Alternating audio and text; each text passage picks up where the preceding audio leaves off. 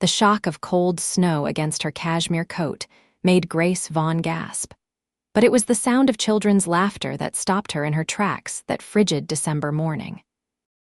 Grace had been hurrying down the tree-lined street in the historic district of Ashford, Connecticut, late for a meeting with her financial advisors, her heels clicking against the salted sidewalk as her mind raced through quarterly projections and merger opportunities.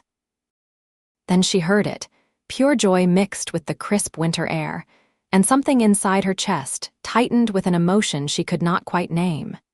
She turned toward the sound, her designer handbag slipping from her shoulder as she spotted them in the small park adjacent to the street.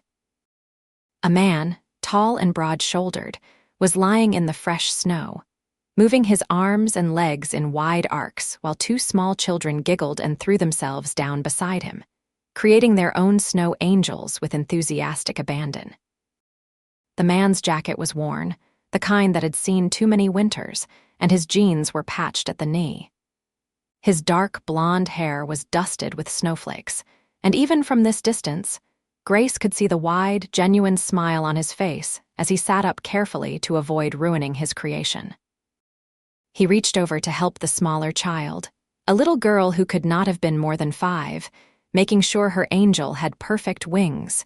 Grace stood frozen, watching this scene unfold before her.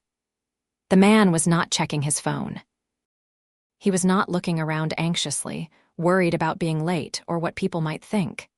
He was simply present, completely absorbed in this moment with his children, and there was something about that presence, that unguarded happiness, that made Grace's throat tighten. "Come on, Dad." "Make another one," the older boy shouted. He looked about 7 with the same blonde hair as his father, his cheeks flushed red from the cold. "Yeah, Daddy, a bigger one this time," the little girl added, tugging at her father's sleeve. The man laughed, a deep, warm sound that carried across the park. All right, but then we need to head home and warm up with some hot chocolate, okay?" Grace realized she was staring. She checked her watch, saw that she was now 15 minutes late, and yet she could not make herself move. There was something magnetic about this man's energy. The way he threw himself back into the snow with the same enthusiasm as his children, the way he made them feel like they were the center of his universe. Her phone buzzed insistently in her pocket. Reality intruded.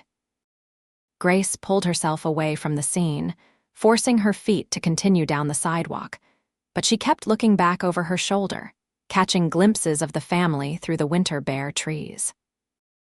The rest of the day passed in a blur of meetings and conference calls, but Grace found her thoughts drifting back to that moment in the park.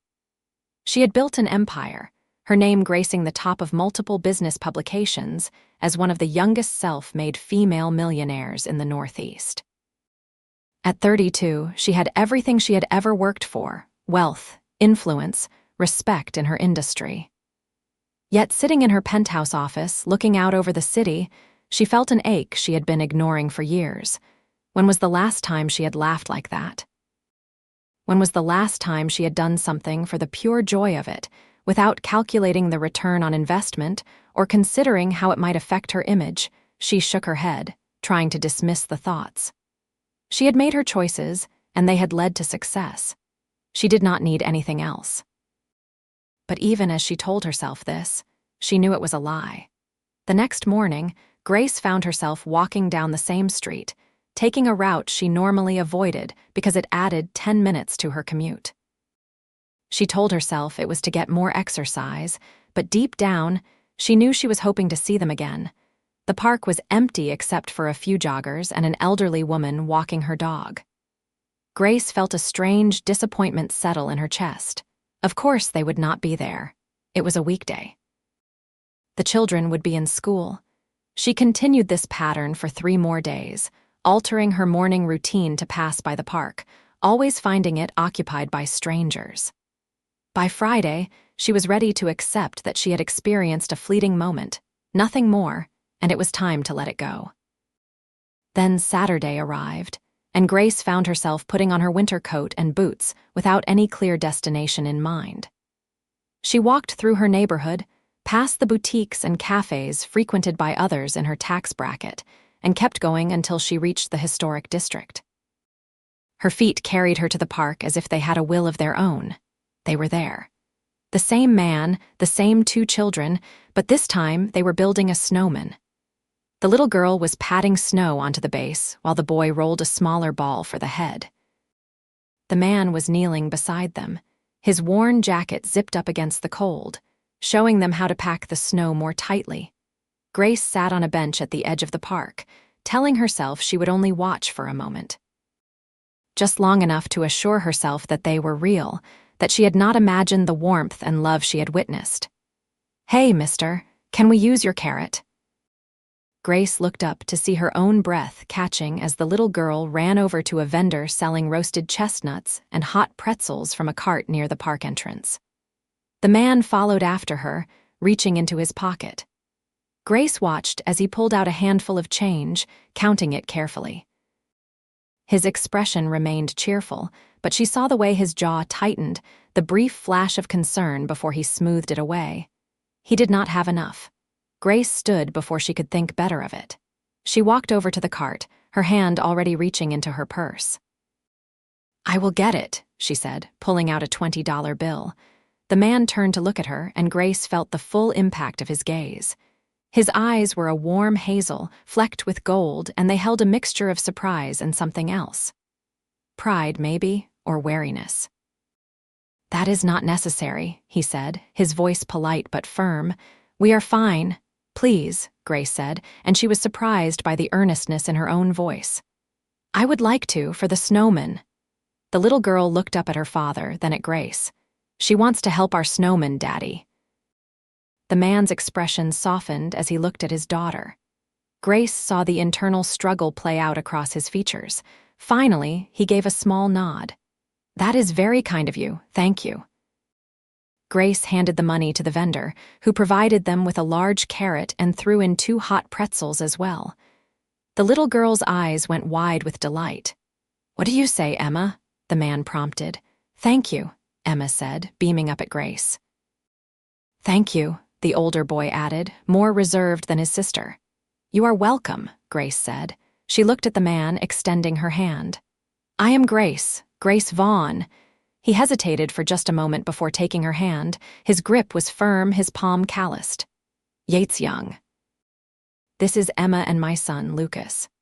"Nice to meet you all," Grace said. An awkward silence fell. She should walk away now, let them return to their family time. Instead, she heard herself say, "That is going to be quite a snowman." "Want to help?" Emma asked, tugging on Grace's coat. "You can put the arms on." "Emma, I am sure Miss Vaughn has other things to do," Yates said quickly. "Actually," Grace said, surprising herself again, "I do not, and I would love to help if that is all right." Yates studied her for a long moment. She could see him taking in her expensive coat, her designer boots, the subtle gleam of her watch. She expected him to refuse, to make some excuse about this being family time. Instead, he gave a slow smile that transformed his entire face. "We could use the help with the arms," he said. "Lucas and I have not had much luck finding good sticks." That was how Grace found herself kneeling in the snow beside Yates Young, hunting for branches sturdy enough to serve as snowman arms. Lucas ran ahead, his energy boundless, while Emma insisted on holding Grace's hand as they searched. "You have very soft hands," Emma observed. "Like a princess." Grace laughed, the sound surprising her. "I have never been called a princess before." "Daddy says all ladies are princesses," Emma said matter-of-factly, "and all boys who are nice and strong can be princes."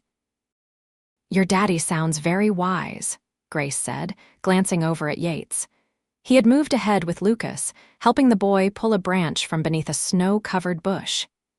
"He is the best daddy in the whole world," Emma said with absolute certainty. Grace felt her chest tighten again with that nameless emotion. When they returned to the snowman with their collection of sticks, she found herself working alongside this family as if she belonged there. Yates lifted Emma so she could place the carrot nose. Lucas insisted on using pieces of coal from the vendor's cart for the eyes and buttons. Grace arranged the stick arms while Yates wrapped his own worn scarf around the snowman's neck. "There," Yates said, stepping back to admire their work. "That is definitely the finest snowman in all of Ashford." "The finest in the whole world," Emma declared. "Can we take a picture?" Lucas asked. Yates's expression clouded for just a moment. "My phone battery died, buddy, sorry."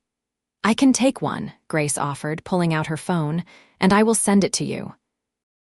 She took several pictures of the children with their snowman, then Yates joined them, lifting Emma onto his shoulders while Lucas stood beside him. They were beautiful, Grace thought, a perfect snapshot of love and family. "Can you be in one too?" Emma asked Grace.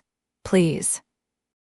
Grace looked at Yates, expecting him to make an excuse, but he just shrugged.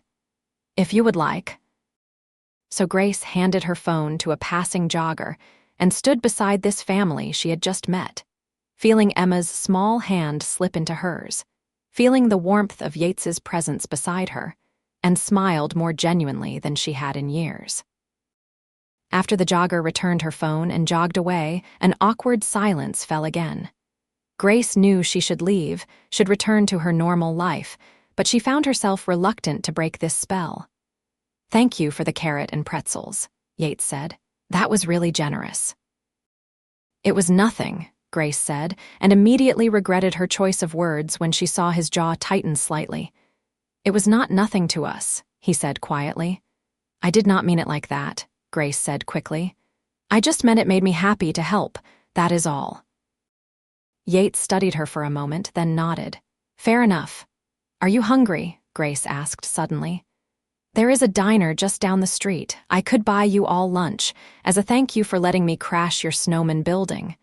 "We could not," Yates started, but Lucas interrupted. "I am really hungry, Dad," and Emma did not eat all her breakfast. Yates looked torn. Grace could see the pride warring with practical needs, the desire to provide for his children battling with the reality of what was probably a very tight budget. "Please," Grace said softly. "I have been eating alone in restaurants for years. It would be nice to have company." It was the right thing to say. Something in Yates's expression eased. "All right," he said, "but only if you let me buy you coffee sometime to return the favor." Grace smiled. "Deal." The diner was warm and smelled of coffee and maple syrup. They slid into a booth, Emma insisting on sitting next to Grace, while Lucas sat beside his father. The waitress brought menus and crayons for the kids. "Order whatever you want," Grace said, and then, catching Yates's expression, added, "I insist. This is my treat." Emma ordered chocolate chip pancakes. Lucas wanted a burger and fries. Yates ordered the soup and sandwich special, and Grace found herself ordering pancakes too, something she had not eaten in years. As they waited for their food, Grace learned that Yates was a carpenter, but work had been slow lately. He had moved to Ashford 6 months ago after his ex-wife decided she wanted to pursue her career in California without the burden of children. The way he said it was matter of fact, but Grace heard the underlying hurt and anger. "She just left." Grace asked, keeping her voice low while the kids colored on their placemats. "She was never really cut out for motherhood," Yates said, his hands wrapped around his coffee mug. "I think she tried for a while, but she always wanted something else, something bigger. Finally, she decided to go after it. And the children, she sees them twice a year, Christmas and summer." He took a sip of coffee. "It is hard on them, especially Emma. Lucas is older, he understands a bit more, but Emma keeps asking when Mommy is coming home." Grace felt anger rise in her chest on behalf of these children. "I am sorry." "Do not be," Yates said, but his smile did not quite reach his eyes. "We are doing okay, the kids are happy, that is what matters." Their food arrived, and the conversation shifted to lighter topics. Emma told Grace all about her kindergarten class and her best friend Sophie. Lucas talked about the book series he was reading, something about dragons and magical kingdoms. Yates listened to his children with complete attention, asking questions, laughing at their stories, making them feel heard. Grace found herself enchanted. She had been on countless dates with successful men, men who talked about themselves endlessly, who checked their phones every few minutes, who treated servers with disdain. Yates was different. He thanked the waitress by name, wiped syrup from Emma's face with patient tenderness, and split his sandwich to give Lucas an extra half when the boy was still hungry. "What about you?" Yates asked as the kids finished their food and returned to coloring. "What do you do, Grace?" "I run a consulting firm," Grace said, trying to downplay it. "We help businesses restructure and grow." "She is being modest," the waitress, whose name Tag Reed Carroll, interjected as she refilled their coffee. "Grace Vaughn is famous around here. She is on the cover of magazines." Grace felt her cheeks heat. "Carol, please." "What? It is true. My daughter wants to be just like you." Carol winked and walked away. Yates was looking at her with new eyes, a mixture of curiosity and something else. "A consulting firm," he said. "That is impressive." "It keeps me busy," Grace said. "I bet it does." He was quiet for a moment. "So why were you in the park this morning?" The question caught her off guard. "I was taking a walk." "In designer boots, in the snow?" He was not being confrontational, just honestly curious. Grace set down her coffee mug. "Because I saw you there last week, you and your children making snow angels, and I have not been able to stop thinking about it." The honesty of her own words startled her. Yates's eyes widened slightly. "Why?" he asked softly. "Because you looked happy," Grace said simply. "Really, genuinely happy, and I realized I could not remember the last time I felt that way." Something shifted in the air between them. Emma looked up from her coloring, her intuitive 5-year-old radar picking up on the change. "Are you sad?" she asked Grace. "Not right now," Grace said, smiling at the little girl. "Right now, I am very happy." They lingered in the diner longer than necessary. When Grace finally insisted on paying the check, despite Yates's protests, it was past 3 in the afternoon. The winter sun was already beginning its descent, casting long shadows across the snowy street.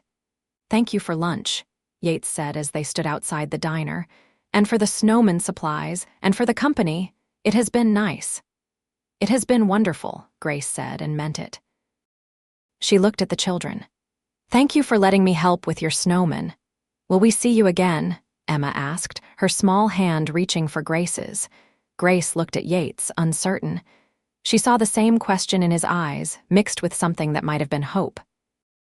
"I would like that," Grace said carefully, "if your dad thinks it is okay." "I owe you that coffee," Yates said. "How about tomorrow?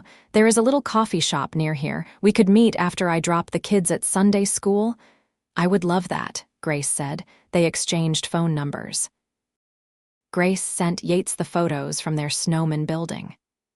As she walked back toward her neighborhood, she kept looking at those pictures, at the smile on her own face, at the way Emma's hand fit so perfectly in hers, at the warmth in Yates's eyes. Her phone buzzed with a text from her assistant reminding her about a Monday morning meeting. Grace responded with a quick acknowledgement, but for once, work felt far away and unimportant. That night, lying in her king-sized bed in her empty penthouse apartment, Grace could not sleep. She kept thinking about Yates's laugh, about the way he had looked at his children, about the pride and worry she had seen flash across his face when he counted his change. She thought about the worn patches on his jacket and the careful way he had ordered the cheapest item on the menu. She thought about how different her life was from his, and how none of that seemed to matter when they were sitting in that diner booth together. The next morning, Grace spent an hour trying to decide what to wear. She settled on jeans, a cashmere sweater, and boots that were expensive but looked casual.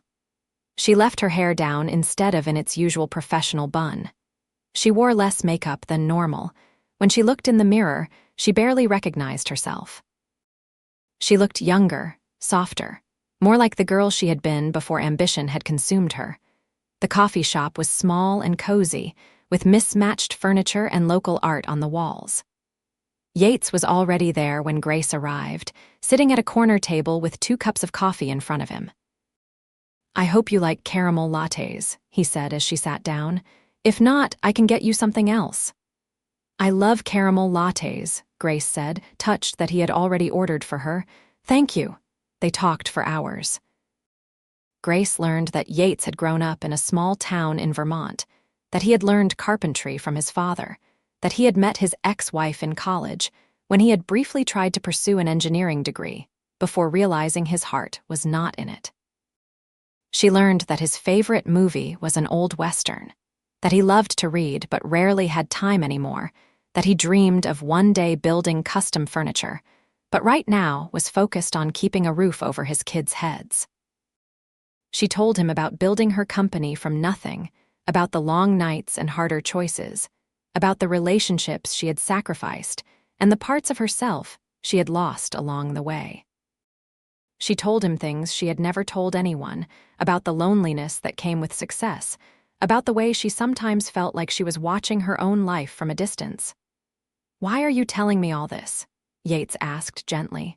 "Because you asked," Grace said simply. "And because you actually seem to care about the answer." "I do care," Yates said, and the sincerity in his voice made Grace's breath catch. They met again 3 days later, this time for an early dinner while Yates's neighbor watched the kids. Then again on the weekend, when Grace joined them at a local festival where Lucas wanted to enter a gingerbread house competition. Grace found herself kneeling on Yates's apartment floor, helping Emma apply frosting while Lucas directed their efforts with the seriousness of a general commanding troops. Yates's apartment was small, a 2-bedroom in an older building. The furniture was secondhand, but well-maintained. Children's artwork covered the refrigerator. There were more books than toys, and everything was clean but worn. It was nothing like Grace's sleek penthouse, and yet she felt more at home there than she had ever felt in her own space. Over the next few weeks, Grace found herself spending more and more time with Yates and his children. She started taking weekends off for the first time in years. She learned Lucas's favorite ice cream flavor and how Emma liked her bedtime stories, read with different voices for each character. She learned that Yates took his coffee black, that he sang off-key in the kitchen while making dinner, and that he had a habit of running his hand through his hair when he was worried. She also learned that he worried a lot, though he tried to hide it, about making rent, about whether he was doing enough for his kids, about the fact that his truck was making a strange noise and he did not have money for repairs. One evening, after the kids had gone to bed, Grace and Yates sat on his small couch drinking tea. She had spent the day with them at a free museum, watched Yates carefully avoid the gift shop, seen him pack sandwiches from home instead of buying lunch at the cafe. "You know I could help," Grace said quietly. "With money, it would not even make a dent in my accounts." Yates's expression hardened. "No, Yates, please, I am not trying to insult you, I just want to help. I do not need your charity, Grace." His voice was sharp. "I am doing fine on my own. I can see that you are struggling. There is no shame in accepting help from someone who cares about you." "Someone you have known for a month." Yates stood up, pacing to the window. "This is exactly what I was afraid of." "What do you mean?" He turned to face her. "You are a millionaire, Grace. I am a single dad barely making ends meet. We live in different worlds." "I knew this could not work, but I let myself hope anyway because I like you. God help me, I really like you, but I cannot be your charity case." Grace stood, anger and hurt warring in her chest. "Is that what you think this is? You think I am spending time with you and your children out of pity?" "Are you not?" "No." Grace felt tears prick her eyes. "I am here because you are the first person in years who has made me feel like I matter for who I am, not for what I have. I am here because Emma tells me secrets, and Lucas asks me to help with his homework, and you look at me like I am something precious. I'm here because I am falling for you, you stubborn, proud, infuriating man." The words hung in the air between them. Yates stared at her, his expression unreadable. "You are falling for me," he repeated slowly. Grace wiped at her eyes. "Yes, I am sorry if that makes you uncomfortable. I am sorry if my money makes this complicated, but I will not apologize for wanting to help people I care about." Yates crossed the room in 3 long strides and cupped Grace's face in his hands. "Say it again." What? That you are falling for me, Grace's heart hammered. I am falling for you, Yates Young. I am falling hard and fast, and it terrifies me. He kissed her then, deep and slow and tender. Grace melted into him, her hands fisting in his shirt, feeling like she had been waiting her entire life for this moment. When they finally broke apart, both breathing hard, Yates rested his forehead against hers. I am falling for you too, he whispered. Have been since the moment you bought us that carrot, Grace laughed, a watery sound. That was a very good carrot. The best carrot. Yates smiled, then sobered. But Grace, we need to be realistic. Our lives are so different. So we will figure it out, Grace said firmly. Together. That is what people do when they care about each other. The kids, Yates started. I adore your kids. They are part of you. I would never try to come between you. And the money thing, Grace took a breath. I need you to understand something. My money is not who I am, but it is a part of my reality. And it would make me happy to help sometimes, not because I think you cannot manage, but because that is what partners do. They support each other. You can support me in other ways.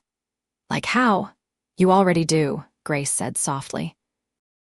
You remind me what matters. You make me laugh. You make me feel less alone. That is worth more than any amount of money. Yates pulled her close, wrapping his arms around her. Grace felt his heart beating against her cheek, steady and strong. Okay, he said finally, we will try. But you have to let me contribute too. Let me take you on real dates. Let me cook you dinner.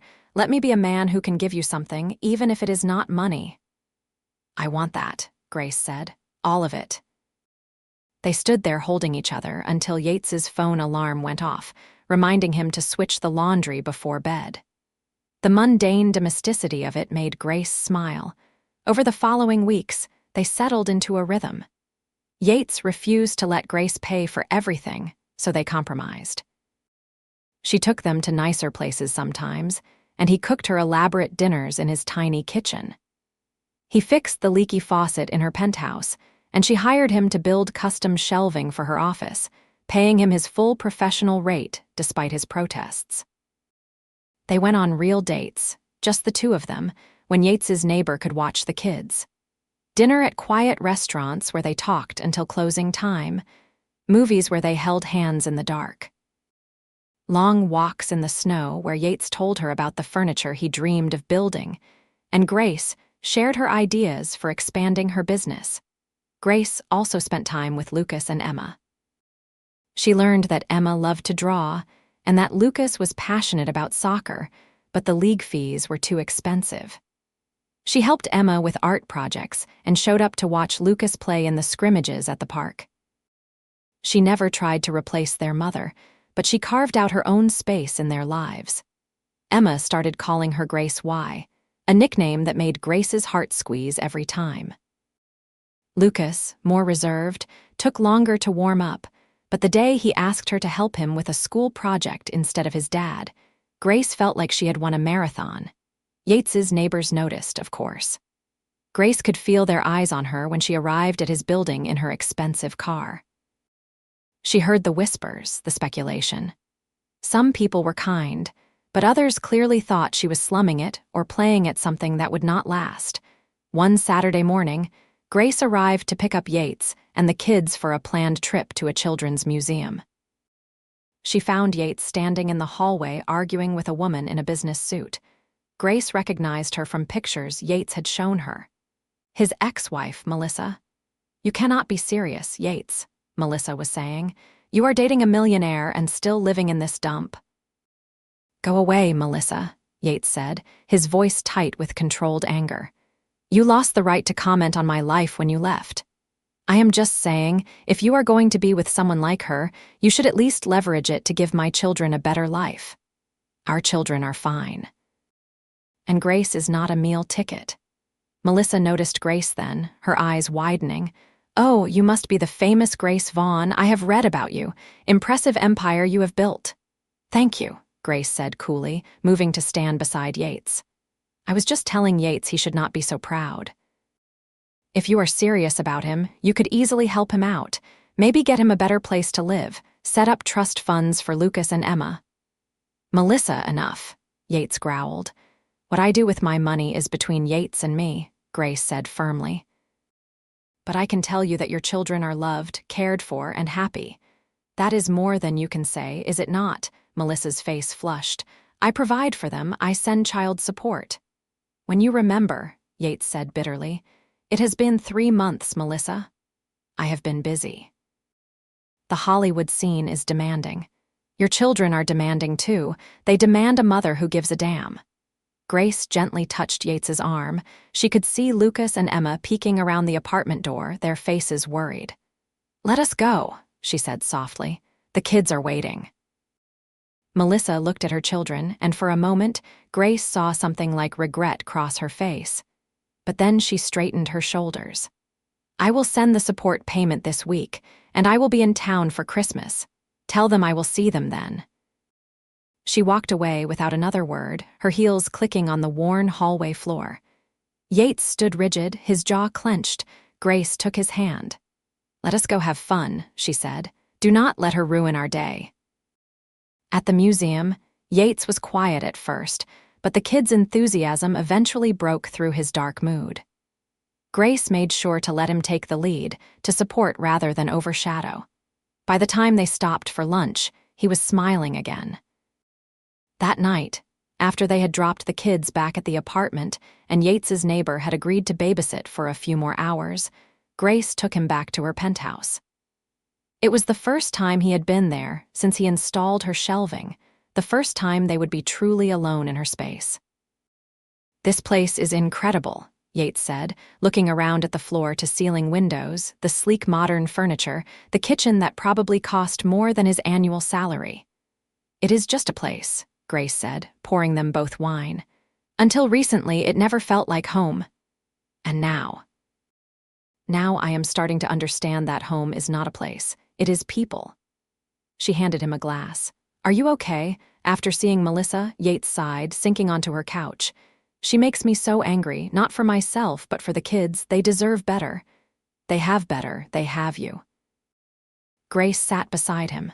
And they are going to be okay, Yates. You are doing an amazing job. I worry I am not enough, that they need things I cannot give them. Like what? Things, money. Grace shook her head. What they need is love, stability, presence. You give them all of that. The rest is just details. Yates set down his wine and pulled Grace onto his lap. How did I get so lucky to find you? I am the lucky one, Grace said, wrapping her arms around his neck. You have given me something I did not even know I was missing. They kissed slow and deep, and Grace felt heat build between them. Yates's hands slipped under her sweater, his calloused palms rough against her skin. Grace gasped, arching into his touch. Grace, Yates said, his voice rough. Are you sure? I have never been more sure of anything, Grace whispered. They made love on her expensive couch, then moved to her bedroom, learning each other's bodies with careful tenderness. Yates was attentive and generous, making Grace feel cherished in a way she never had before. Afterward, lying tangled in her silk sheets, Grace traced patterns on his chest. I love you, she said softly. I know it is fast, but I do. Yates caught her hand, bringing it to his lips. I love you too, so damn much it scares me. We will figure it out, Grace said.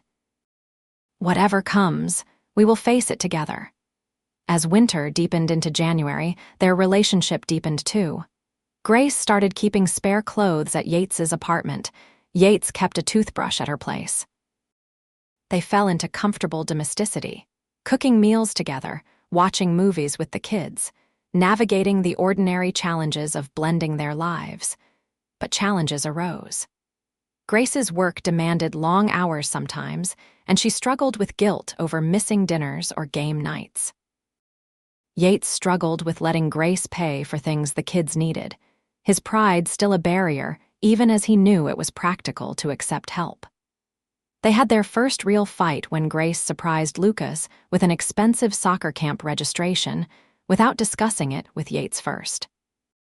You should have asked me, Yates said, his voice tight. I knew you would say no because of the cost, Grace replied. Exactly. It is my decision to make, Grace. He is my son. I know that. I am sorry. I just wanted to help by going behind my back. Grace took a breath, recognizing she had overstepped. You are right. I was wrong. I got excited and I acted without thinking. It will not happen again. Yates softened slightly. I appreciate what you were trying to do, but Grace, you have to understand. I need to be the one who provides for my kids, even if I cannot give them everything. That is important to me. I understand, Grace said. And I will respect that. But Yates, Lucas really wants to go to this camp. Can we compromise? Let me pay half. 1/3, Yates countered. Deal. They learned to navigate these moments, to communicate better, to respect each other's boundaries while still supporting one another. Grace learned to ask before acting. Yates learned to accept help without feeling diminished. In February, Grace's company landed a major contract that would require her to travel frequently for several months. She agonized over whether to take it, not wanting to be away from Yates and the kids. You should take it, Yates said when she told him about the opportunity. It is huge for your company. But I will miss you. I will miss so much time with you and Lucas and Emma. We will miss you too. But Grace, your work is important. It is part of who you are. I would never ask you to give that up. My ex-husband did, Grace said quietly. That is why he is my ex-husband. Yates took her hands.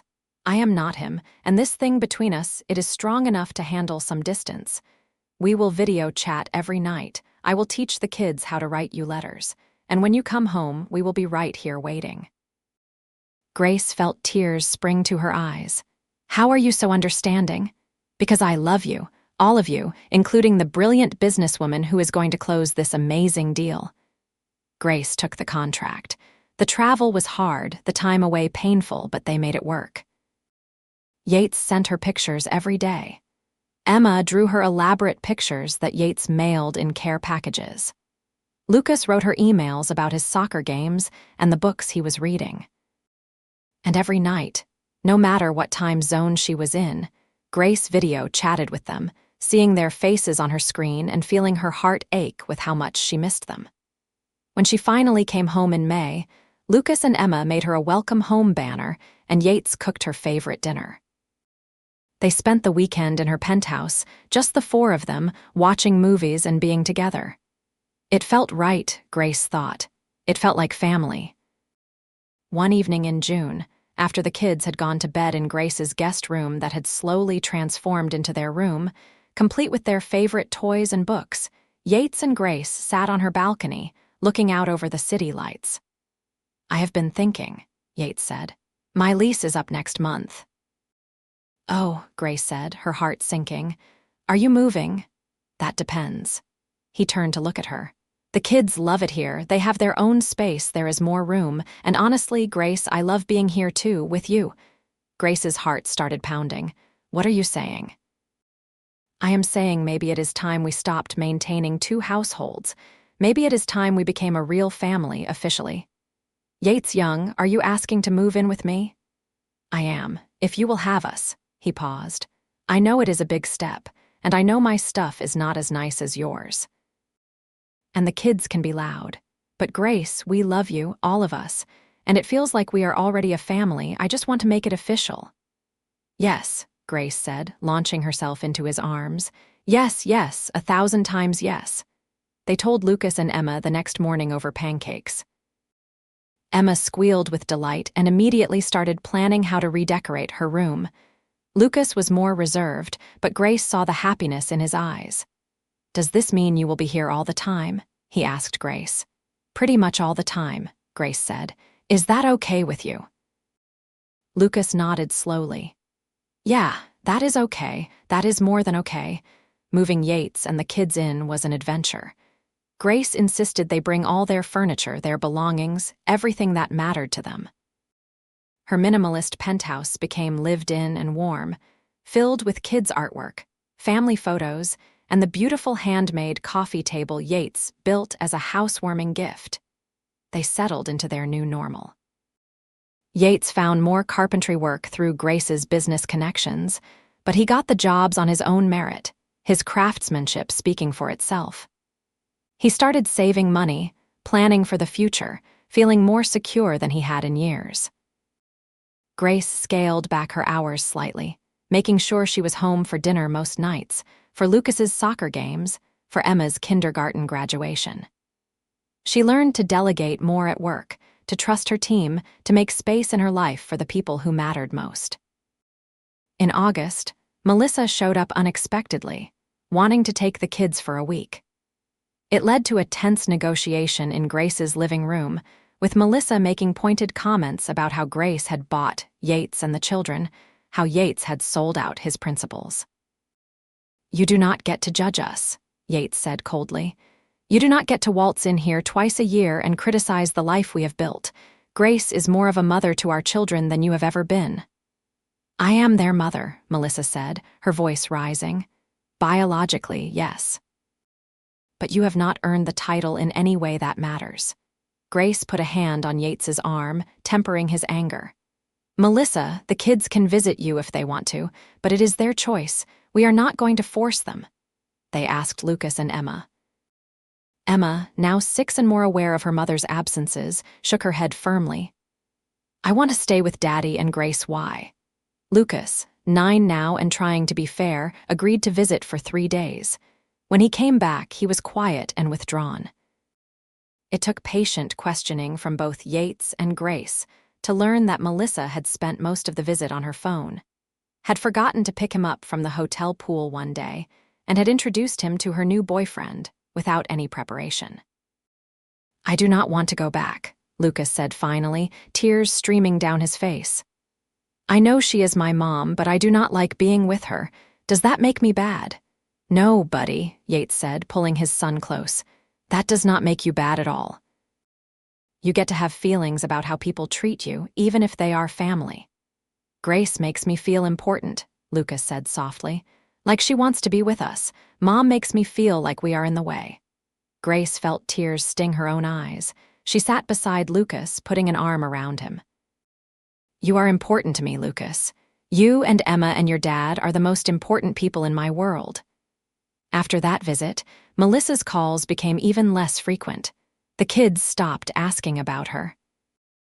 Grace tried not to be glad about it, knowing it was painful for them, but she also saw how they thrived without the uncertainty of their mother's sporadic attention. In October, on a Saturday morning much like the one when they first met, Yates took Grace and the kids back to the park where it had all started. The trees were brilliant with fall colors, and there was a crisp chill in the air that promised winter was coming. "Can we make leaf angels?" Emma asked. "Instead of snow angels," Yates grinned. "I think that can be arranged." They threw themselves into piles of leaves, laughing and making angels just as they had in the snow almost a year ago. Grace lay in the leaves, looking up at the brilliant blue sky, feeling Yates's hand find hers, hearing the children's laughter, and felt a peace she had never known. After they had made their angels, after Emma had collected the prettiest leaves and Lucas had climbed a tree to shake down more, Yates pulled Grace aside. "A year ago, I was right here with my kids, trying to give them a good day despite having almost no money in my pocket," he said. "I was worried about rent and bills and whether I was failing them. And then you appeared, this beautiful, successful woman who could have walked right past us. But you did not. You stopped. You saw us." "I saw you," Grace corrected gently. "I saw your spirit, your love for your children, your joy. And I wanted some of that for myself." Yates smiled. "You got more than you bargained for." "I got exactly what I needed." Grace touched his face. "You and the kids are the best thing that ever happened to me." "Funny," Yates said, reaching into his pocket. "I was about to say the same thing about you." He dropped to one knee in the pile of leaves. Grace's hands flew to her mouth as he pulled out a small velvet box. "Grace Vaughn, you walked into our lives and filled all the empty spaces we did not even know were there. You love my children like they are your own. You challenge me and support me and make me want to be better. I do not have much to offer you, not compared to what you already have. But I can offer you my heart, my loyalty, my partnership. I can offer you a lifetime of leaf angels and snow angels and whatever other kinds of angels we can come up with. Grace, will you marry me?" Through tears, Grace nodded. "Yes, absolutely yes." Yates slipped the ring on her finger. It was not the biggest diamond, Grace noted, but it was perfect, set in a band that Yates had clearly carved himself, with delicate leaf patterns etched into the metal. "Did you make this?" she asked. "I did. Took me 3 months and 5 failed attempts. But I wanted you to have something that came from me, something I created just for you." Grace kissed him, pouring everything she felt into it. When they broke apart, they found Lucas and Emma standing nearby, watching with wide eyes. "Does this mean Grace Y is going to be our real mom?" Emma asked. Grace and Yates exchanged glances. "Would you want that?" Grace asked carefully. Emma ran forward, throwing herself into Grace's arms. "Yes, I want you to be my mom." Lucas approached more slowly. "Will you still be Grace, or will we call you Mom?" "You can call me whatever feels right to you," Grace said, including him in her embrace. "I will love you the same either way." "Okay," Lucas said. "Maybe sometimes Grace, sometimes Mom. Can I decide as I go?" "Absolutely." They spent the rest of the day celebrating, going out for a nice dinner where the waiters made a fuss over Grace's ring, then returning home to watch movies and eat popcorn curled up together on the couch that was now truly theirs, not just Grace's. They planned a small wedding for December, 1 year after they had first met. Grace's business associates were shocked when she invited them to a simple ceremony rather than an elaborate affair. But Grace did not want elaborate. She wanted intimate and meaningful.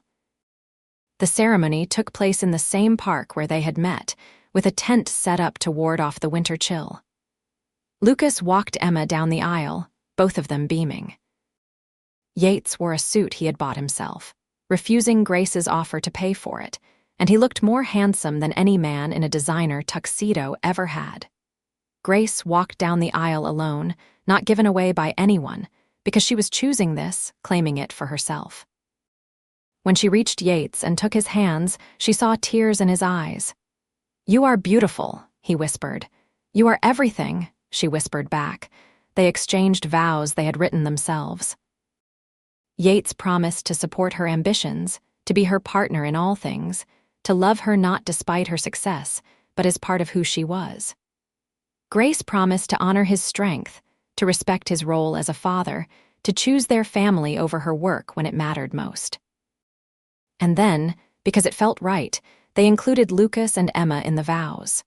Grace promised to love them, guide them, and be there for them. The children promised to be patient with her as she learned to be a mom. There was not a dry eye under the tent. At the reception, held in a small restaurant they had rented out, Grace's business partner gave a toast.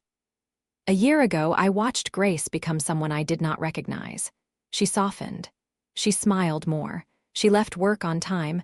I thought she had lost her edge, but I was wrong. She had found her balance. And watching her now, I realize that success means nothing if you have no one to share it with. To Grace and Yates, the most unlikely and perfect couple I have ever known." Yates's neighbor, Mrs. Chen, who had watched Lucas and Emma countless times, also gave a toast. "I have known Yates since he moved into the building, and I have never seen him happier than he has been this past year. Grace, you have given these children stability and love. You have given Yates a partner, and I think they have given you something equally valuable, a family. May you all continue to bring out the best in each other." When it was time for the first dance, Yates led Grace onto the floor. As they swayed to the music, he said, "Thank you." "For what?" "For seeing me, for loving my kids, for being willing to build a life that does not look like what either of us expected, but is better than anything we could have planned." "Thank you for being patient with me," Grace said, "for teaching me that there is more to life than work, for showing me what real love looks like." They danced, and then Lucas and Emma joined them, and then other guests filled the floor. Grace looked around at the people gathered there, an eclectic mix of her business associates and Yates's carpentry friends, of neighbors and clients and the waitress from the diner who had become a friend. It was perfect. Later, after the kids had fallen asleep in a hotel room with Mrs. Chen watching over them, Grace and Yates retreated to the honeymoon suite. They made love slowly, tenderly, as husband and wife now, and afterward, Yates held Grace close. I love you, Mrs. Young. I love you, Mr. Young, though I am keeping Vaughn professionally. I know, I would never ask you to give it up. You built that name, it means something. Grace smiled in the darkness. Did you ever think, when you were making snow angels with your kids, that your life would turn out like this? Never, but I am so grateful it did. You saved us, Grace. No, Grace said firmly. You saved me. I was empty, Yates, successful but empty. You filled me up again. You and Lucas and Emma, you reminded me what matters. They fell asleep, tangled together, and for the first time in her adult life, Grace did not wake up once during the night to check her phone or worry about work. She slept soundly, securely, held by someone who loved her. The next morning, they picked up Lucas and Emma and spent the day together as a family, their first full day as a legally recognized unit. They went ice skating, had hot chocolate, built a snowman just like their first one, and took hundreds of pictures. Over the following months, they continued to blend their lives more deeply. Grace legally adopted Lucas and Emma in a court ceremony that had everyone crying. Lucas started calling her mom more often than Grace. Emma never called her anything but mom after the adoption went through. Yates's carpentry business grew as word spread about his craftsmanship. Grace helped him set up a proper website and accounting system, but the success was all his own. He hired an assistant and started taking on bigger projects. He was never going to be a millionaire like Grace, but he was successful in his own right, and that mattered to him. Grace restructured her company, promoting trusted people into leadership positions and stepping back into more of a chairman role. She still worked, still loved the challenge of building and growing businesses, but she had better balance now. She made it to soccer games and school plays. She had dinner with her family most nights. She took real vacations. One evening in late spring, Grace came home from work to find Yates cooking dinner while Lucas did homework at the kitchen table, and Emma played with blocks nearby. The scene was so domestic, so perfectly ordinary, that Grace paused in the doorway just to soak it in. Yates looked up and smiled. "Hey, honey, how was your day?" "Better now," Grace said, setting down her briefcase and stepping into the kitchen. She kissed him, then kissed the kids. "What are we having?" "Spaghetti." Emma's request. "I love spaghetti," Emma announced. "We know, sweetheart," Grace said, laughing. After dinner, after the dishes were done and the kids were in bed, Grace and Yates sat on their balcony, watching the city lights. It had become their ritual, this quiet time together at the end of the day. "I have been thinking," Grace said, "about how this penthouse has 4 bedrooms. And we only use 3. Yates turned to look at her. "Are you saying what I think you are saying?" Grace smiled. "Maybe. Would you want another child, our child?" Yates's face lit up. "Are you pregnant?" "No, not yet, but I have been thinking about it. I never thought I wanted kids of my own. But now, with you and Lucas and Emma, I find myself wondering what it would be like to create a life with you, to go through pregnancy and infancy with a partner who would actually be present." She paused. "But only if you want that too." Yates pulled her close. "I would love that." "Grace, I would love to have a baby with you. Even though you have already done the baby stage twice, the sleepless nights and the diapers and all of it, with you, absolutely. Besides, it would be different this time, better. We will be doing it together, as a team." They decided to start trying, and 3 months later, Grace saw the 2 pink lines on the pregnancy test. She told Yates by leaving the test on his pillow.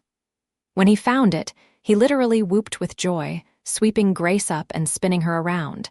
Telling Lucas and Emma was nerve-wracking. Grace worried they might feel threatened or jealous, but Lucas, now 10, seemed thrilled at the idea of being a big brother. And Emma, at 7, immediately started planning how she would teach the baby everything. "Will it be a boy or a girl?" Emma asked. "We do not know yet," Grace said. "What would you like?" "Either," Emma said. "I just want to be a big sister." The pregnancy was not easy. Grace had morning sickness that lasted all day, and she felt exhausted constantly. But Yates was there every step of the way, bringing her crackers in bed, rubbing her feet, taking on more of the household duties so she could rest. Lucas and Emma were surprisingly helpful too. Lucas would read to her when she was too tired to move. Emma would snuggle with her on the couch, talking to the baby through Grace's stomach. As Grace's belly grew, so did their excitement. They turned the fourth bedroom into a nursery, with Yates building a beautiful crib by hand. Lucas and Emma helped paint, choosing a soft yellow that would work for either a boy or a girl. Grace's business partners threw her a baby shower, and Grace was touched by how many people from both her professional life and her personal life came to celebrate. Mrs. Chen brought homemade baby clothes. The waitress from the diner, Carol, brought a collection of children's books. Grace's assistant gave them a year of diaper service. In her 7th month, Grace went into early labor. It was terrifying, rushed to the hospital, worried that the baby was coming too soon. But the doctors managed to stop the contractions and put Grace on bed rest for the remainder of her pregnancy. It was the hardest thing Grace had ever done, lying still when she was used to constant motion. But Yates was there, keeping her company, bringing her work when she could not stand the boredom, but also making sure she rested. Lucas and Emma would pile onto the bed with her, telling her about their days, keeping her connected to the family rhythm. Finally, in late January, almost exactly 2 years after she and Yates had married, Grace went into labor for real. Yates held her hand through every contraction, breathing with her, telling her she was strong, she was amazing, she could do this. After 14 hours, their daughter was born. She was small but healthy, with Yates's hazel eyes and a shock of dark hair. Grace held her and cried, overwhelmed by the wave of love that crashed over her. "She is perfect," Yates whispered, his own eyes wet. "She really is," Grace agreed. They named her Hope, because she represented everything they had hoped for when they had found each other. Hope Young, with Grace's determination and Yates's gentle spirit. Lucas and Emma came to the hospital to meet their sister, and Grace watched as they carefully held her, both of them falling in love immediately. "She is so tiny," Lucas said, his voice full of wonder. "You were this tiny once," Yates told him. "Can I hold her more?" Emma asked. "You can hold her all you want," Grace said. "You are her big sister now." Those first few months with Hope were exhausting and beautiful. Grace had never been so tired or so happy. Yates did night feedings, changed diapers, and walked the halls with Hope when she was fussy, letting Grace sleep. Lucas and Emma helped however they could, fetching diapers and burp cloths, entertaining Hope when she was awake. Grace took a full 3 months of maternity leave, something she never would have done before Yates. She spent those months focused on her family, on bonding with Hope, on being present.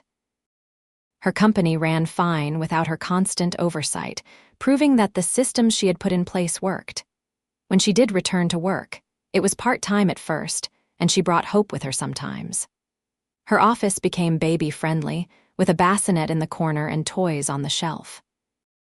Her employees were surprised but delighted. Grace was modeling something important, that women could be mothers and businesswomen, that it did not have to be one or the other. Hope grew quickly, hitting all her milestones right on schedule. She had Yates's easy temperament and Grace's curiosity. Lucas and Emma adored her, fighting over who got to hold her or play with her. On Hope's first birthday, they had a party in the same park where Grace and Yates had met. As Grace watched Hope smash her face into her birthday cake while Lucas and Emma laughed, she felt Yates slip his arm around her waist. "Happy?" he asked. "So happy," Grace said. "Sometimes I still cannot believe this is my life, that I get to have all of this." "You deserve it," Yates said. "You deserve every bit of joy, Grace." She turned to look at him, this man who had changed everything. "Remember when I first saw you here, making snow angels with your kids? How could I forget? That was the day my life changed." "Mine too," Grace said. "I thought I had everything figured out. I thought success and money were what mattered, but you showed me what I was missing." "We all need each other," Yates said simply. "You gave us stability and security. We gave you love and family. It is a fair trade." "More than fair," Grace said. She watched Emma help Hope take tentative steps toward the birthday cake for another handful. "I love our life, Yates. I love our family. I love you." "I love you too," Yates said, kissing her temple. "Always will." Lucas came running over. "Mom, Hope is getting cake in her hair." "Mom." Grace still felt a thrill every time he said it. "That is what babies do at birthday parties," she said, laughing. "Come on, let us go save her before she is completely covered."